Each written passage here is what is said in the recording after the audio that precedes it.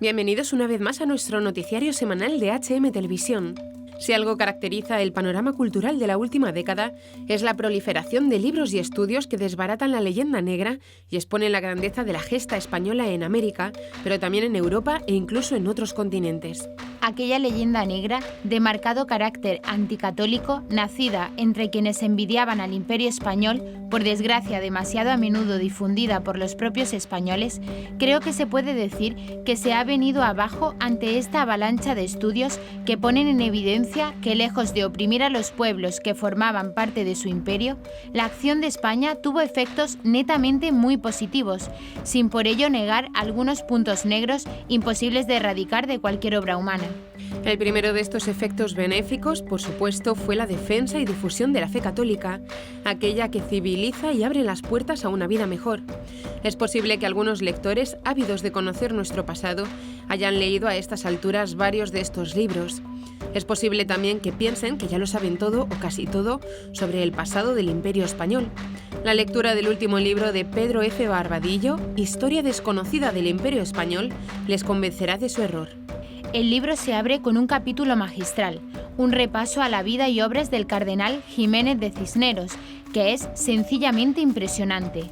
Aquel clérigo rico y acomodado que lo deja todo para seguir el camino de Francisco de Asís, de quien tomaría su nuevo nombre, fue una de las figuras más determinantes de la historia de España.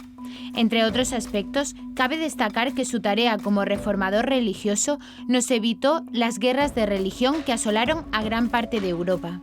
Luego el autor nos ofrece un revelador fresco de la situación que se vivió en Europa y muy especialmente en el Mediterráneo durante el siglo XVI. La expansión turca, la traición reiterada de los reyes franceses y los esfuerzos de la monarquía hispánica que se saldan con aquella más alta ocasión que vieron los siglos.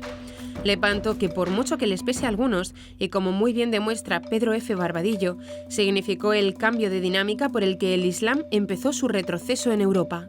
Los capítulos muy variados se van encadenando, llevándonos de una cuestión interesante a otra de igual o mayor atractivo. La historia del Toisón de Oro es fascinante, como triste su decadencia, y las historias de espías, sobre todo españoles, en la corte inglesa, son dignas de llegar a la gran pantalla.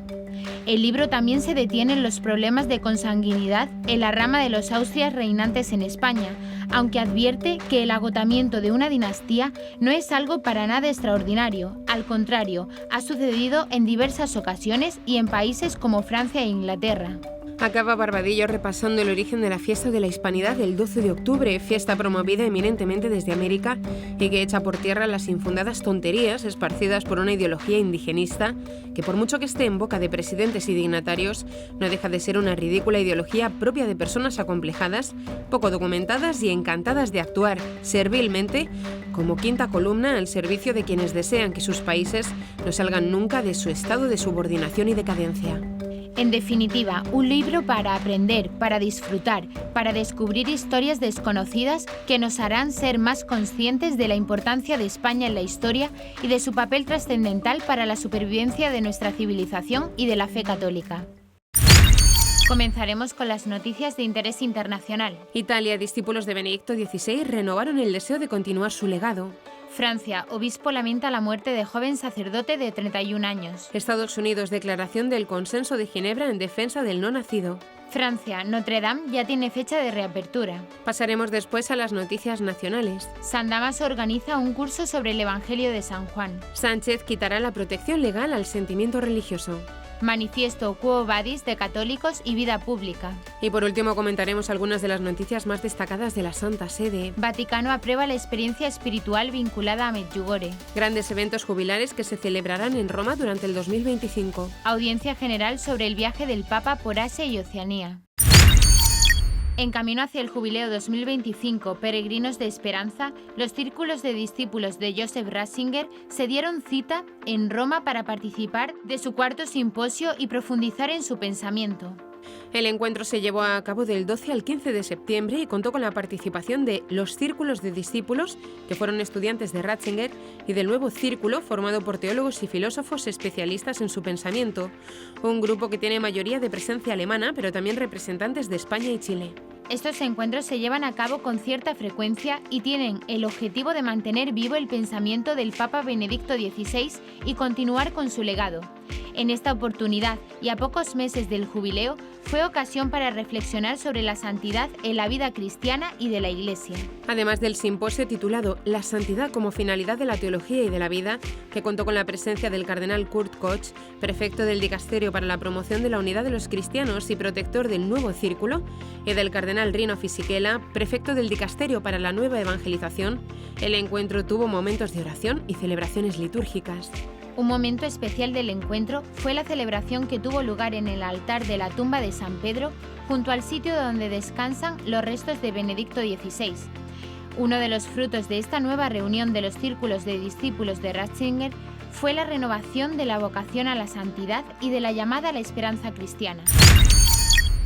El obispo de Bayona, Francia, lamentó la muerte del padre Alessandre Bludou, un joven sacerdote de 31 años, ordenado apenas 3 años atrás, de quien destacó su humildad, fervor, intensa oración y su trabajo por las vocaciones, un hecho que ha conmocionado a la comunidad católica local.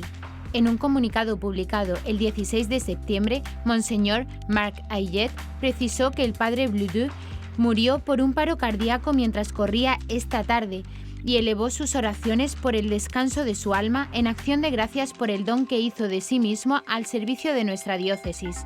El funeral del padre Alessandre Bludou se realizó el viernes 20 de septiembre en la iglesia de Saint-Vicent-de-Nay, donde el fallecido presbítero servía.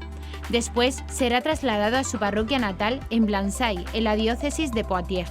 El padre Bludou inició su formación sacerdotal en 2013 y cursó sus estudios en el Seminario de los Sagrados Corazones de Jesús y María en Bayona.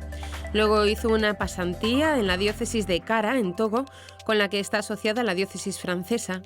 Fue ordenado sacerdote el 26 de junio de 2021 en la Catedral Santa María de Bayona. Tras pedir oraciones por el alma del joven sacerdote fallecido, su familia, sus formadores y sus compañeros de ordenación, el obispo destacó que los niños y jóvenes de la diócesis están muy conmovidos por su desaparición y el miércoles por la tarde se reunieron en gran número para una primera vigilia de oración en la iglesia de Saint-Vicent-de-Nay. Nuestro corazón sangra al ver nuestro presbiterio sin uno de sus sacerdotes más jóvenes, 31 años y 3 años de sacerdocio, cuya humildad y discreción, fervor y entusiasmo en el servicio del apostolado fueron reconocidos por todos. Ya hemos recibido muchos testimonios al respecto, compartió el prelado. El obispo de Bayona dijo además no tener ninguna duda de que el Señor lo hará en adelante intercesor de su familia y de la diócesis, y que su muerte dará muchos frutos y será fuente de muchas vocaciones, ya que llevó esta intención a su oración y a su ministerio. El prelado relató además que un día antes de morir, el domingo 15 de septiembre, el padre Bludou predicó sobre la cruz gloriosa antes de unirse a nosotros en Lourdes para las vísperas y la procesión del Santísimo Sacramento. Quiero creer que después de 3 años de ministerio público, el Señor lo había preparado para vivir su Pascua. Que la Virgen María, Nuestra Señora del Sacerdocio, a quien tanto rezó, le abra las puertas del paraíso, concluyó. Los gobiernos africanos de Burundi y Chad se han unido a la Declaración del Consenso de Ginebra, un acuerdo internacional que establece que los países tienen el derecho y el deber de defender a la familia y proteger la vida en el vientre materno. Con la adhesión de estos 2 países africanos, el número total de firmas de la Declaración del Consenso de Ginebra asciende a 39. El acuerdo, adoptado en los últimos días de la presidencia de Donald J. Trump, sigue siendo una fuente constante de vergüenza para la administración de Biden. 5 nuevos signatarios se han sumado al acuerdo desde que Trump dejó el cargo, a pesar de los esfuerzos agresivos de Biden para presionar a los países a retirarse y desalentar nuevas adhesiones. Esta conmemoración es un llamamiento a la acción, dijo la primera dama Angeline Ndayishimiye de Burundi en un evento celebrado esta semana en Washington, D.C. Burundi está listo para colaborar con todos los socios para asegurar que cada mujer, cada familia, todos sean ayudados a lo largo de la vida. Dignatarios que representan a 42 países se unieron a congresistas de Estados Unidos para celebrar el 4º aniversario de la Declaración Internacional Provida y para dar la bienvenida a los 2 nuevos signatarios. La Declaración de Consenso de Ginebra fue lanzada en octubre de 2020 por el secretario de Estado de Estados Unidos, Mike Pompeo, y el secretario de Salud y Servicios Humanos, Alex Azar. Los 4 principios del acuerdo son la promoción de la salud de la mujer, la protección de la vida, la protección de la familia y el derecho soberano de las naciones a la autodeterminación. La declaración también afirma explícitamente que no existe un derecho internacional al aborto. El acuerdo contó inicialmente con 32 signatarios. El presidente Biden retiró a Estados Unidos de la coalición en uno de sus primeros actos oficiales como presidente y desde entonces ha hecho campaña contra el acuerdo. Los funcionarios de Biden distribuyeron cartas en la sede de la ONU pidiendo a los signatarios que se retiraran. También solicitaron oficialmente a Burkina Faso y Benín que se retiraran en el Consejo de Derechos Humanos de la ONU. Y los representantes de Biden pidieron a Guatemala que se retirara poco después de la elección de un nuevo presidente. La reapertura de la Catedral de Notre Dame de París se ha fijado para el próximo día de la Inmaculada Concepción, 8 de diciembre. El día 12 de septiembre regresaron a la catedral 8 gigantes campanas que antes de comenzar la reinstalación fueron bendecidas por el rector de la catedral. Estas campanas son la voz de la catedral, las que suenan todos los días, dijo Philippe Jost, actual responsable de la reconstrucción de la catedral. Su llegada ya nos permite mirar adelante hacia el renacimiento de Notre Dame, señaló.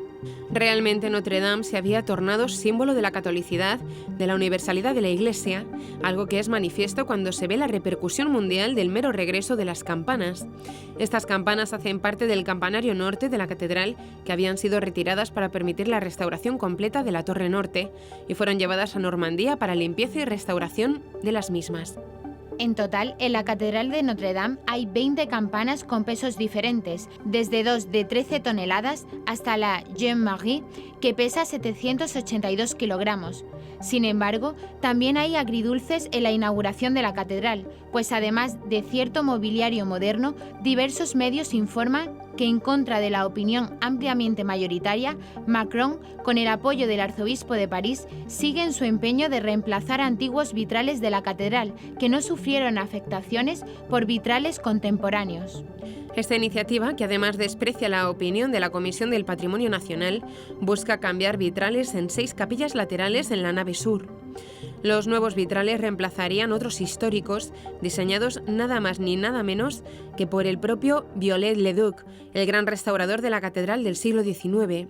Un desastre esto y una afrenta a los miles y miles de donantes que colaboraron económicamente con la restauración, que querían ver reedificada a Notre Dame y no a los nuevos vitrales Macron. La Universidad Eclesiástica de San Dámaso, Madrid, organiza 2 cursos en este año académico, uno sobre el Evangelio de San Juan y otro sobre los Salmos. El curso "Y el Verbo se hizo carne", el Evangelio de San Juan, se celebrará de octubre de 2024 a mayo de 2025 y se podrá seguir de forma presencial en la sede central de la universidad, en calle Gerte número 10 en Madrid, online o en diferido. Desde la antigüedad, el Evangelio según San Juan ha sido acogido por la Iglesia como un tesoro nacido de un testigo ocular. Sin embargo, la crítica racionalista y los estudios bíblicos siempre lo han catalogado de ser un documento carente de historia o incluso de ser un evangelio gnóstico. Ciertamente, el cuarto evangelio es el más atacado en cuanto a su historicidad. El curso sobre el Evangelio de San Juan ofrece una actualización de los últimos estudios sobre este Evangelio. Lo sorprendente es que después de haber sido objeto de todo tipo de desacreditaciones, el cuarto Evangelio hoy se alza como el testimonio ocular de un testigo que lo narra. Además, el carácter semítico tanto del texto como de las costumbres que transparenta nos adentrarán en el tiempo de Jesús y en los lugares donde suceden los hechos.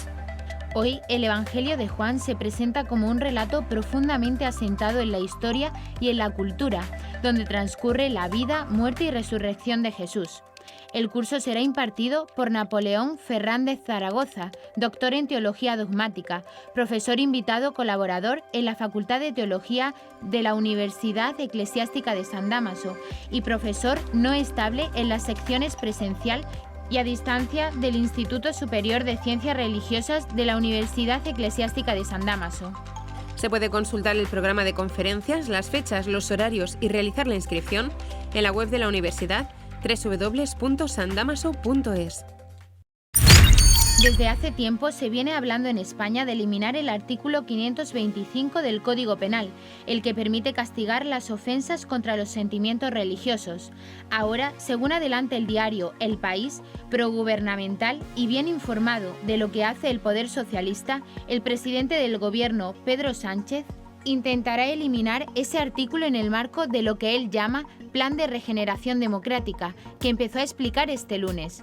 Contaría con el apoyo de sus socios de izquierda radical, Podemos, Sumar y Esquerra Republicana de Cataluña, y quizá algunos más.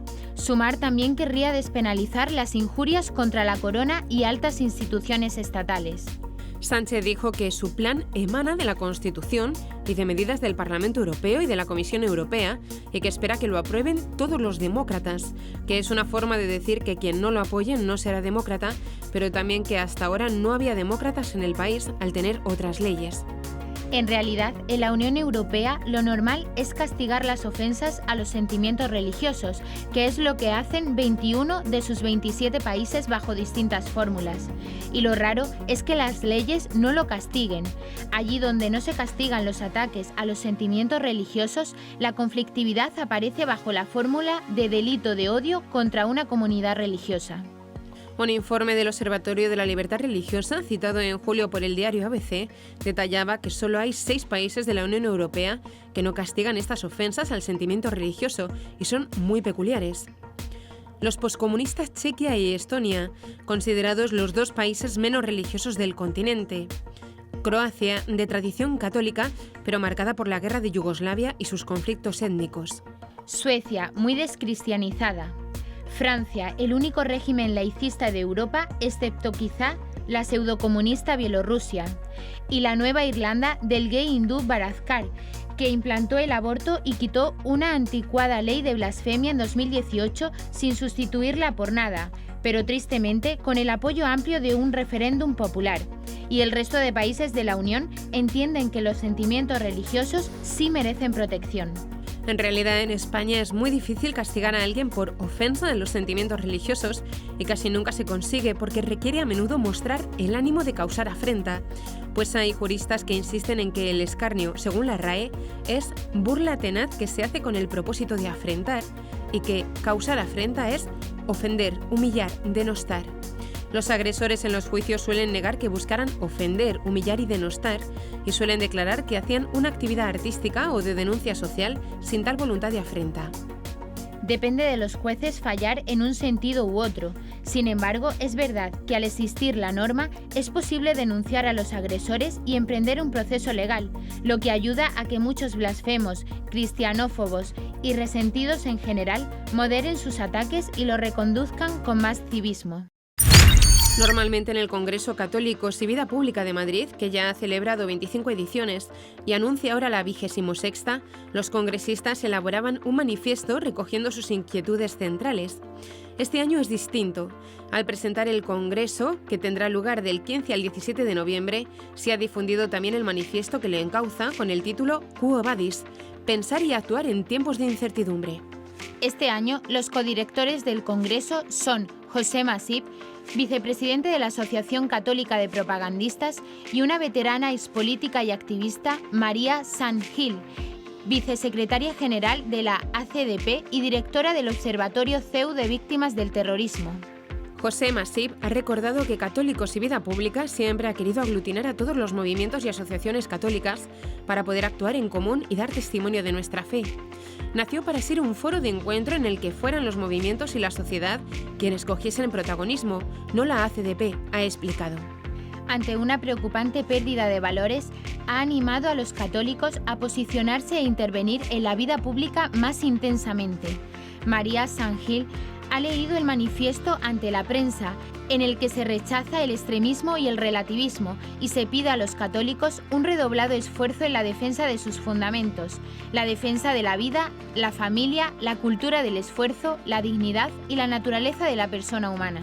El manifiesto avisa: los fundamentos humanistas de nuestra civilización están siendo atacados en su raíz. Por eso pide la transformación de un catolicismo social, por lo general silencioso e irrelevante, en una minoría creativa, tal y como interpelaban tanto Benedicto XVI como Francisco. El Vaticano aprueba la experiencia espiritual vinculada a Medjugorje y emite un juicio positivo sobre los mensajes, aunque indica algunas precisiones y no se pronuncia acerca de la sobrenaturalidad de los hechos. El cardenal Víctor Manuel Fernández, prefecto del Dicasterio para la Doctrina de la Fe, ha presentado este 19 de septiembre en Roma el documento La Reina de la Paz, aprobado por el Papa Francisco el pasado 28 de agosto, con el que confirma el Nihil Obstat y autoriza a los fieles a adherirse a esta devoción. Después de más de 4 décadas de investigación sobre las supuestas apariciones de la Virgen María en la parroquia santuario de la Reina de la Paz de Medjugorje, en Bosnia y Herzegovina, el Vaticano declara que ha llegado el momento de concluir esta larga y compleja historia. De acuerdo con las nuevas normas para el estudio de las presuntas apariciones de la Iglesia Católica, el Dicasterio Vaticano subraya que se han producido muchos frutos positivos y no se han difundido efectos negativos o de riesgo entre el pueblo de Dios, aunque evita emitir un juicio acerca de la naturaleza sobrenatural.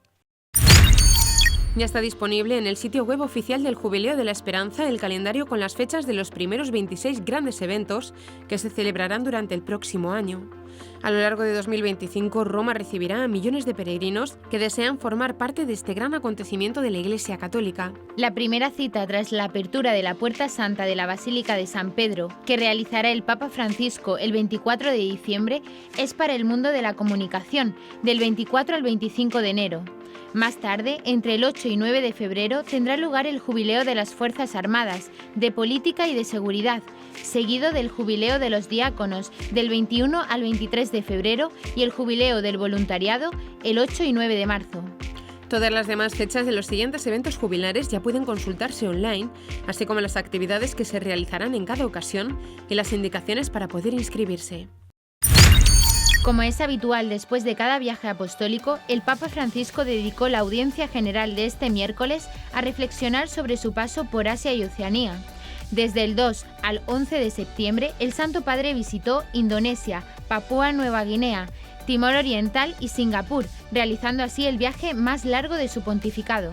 El Papa Francisco llegó en papamóvil este 18 de septiembre a la soleada plaza de San Pedro y saludó a los fieles presentes, deteniéndose para besar a numerosos niños pequeños. Al comienzo de su reflexión, el Santo Padre precisó que su viaje es apostólico y no de turismo, ya que lo realiza para dar a conocer la palabra de Dios y conocer al mismo tiempo el alma de los pueblos. Destacó que en este reciente viaje quiso seguir el ejemplo de Pablo VI cuando visitó Filipinas y Australia. Doy gracias al Señor que me permitió hacer como Papa anciano lo que me hubiera gustado hacer como joven jesuita, exclamó a continuación, ya que el Santo Padre tenía el deseo de ir allí como misionero cuando era joven. Al término de la audiencia pidió por la paz en el mundo y el cese de los conflictos. Subrayó que la guerra es una derrota e invitó a no olvidar Palestina, Israel, la martirizada Ucrania y Myanmar. Que el Señor nos dé a todos un corazón que busca la paz, concluyó. Y hasta aquí nuestro informativo semanal. Esperamos que haya sido de su agrado.